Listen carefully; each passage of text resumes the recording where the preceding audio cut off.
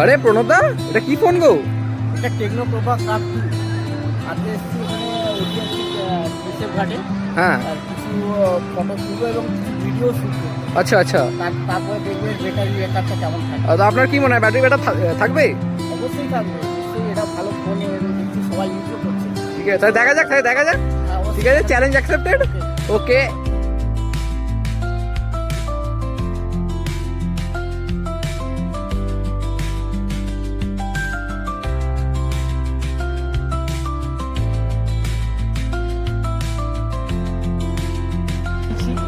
কি ফোন এটা? এটা টেকনোক্রাফ।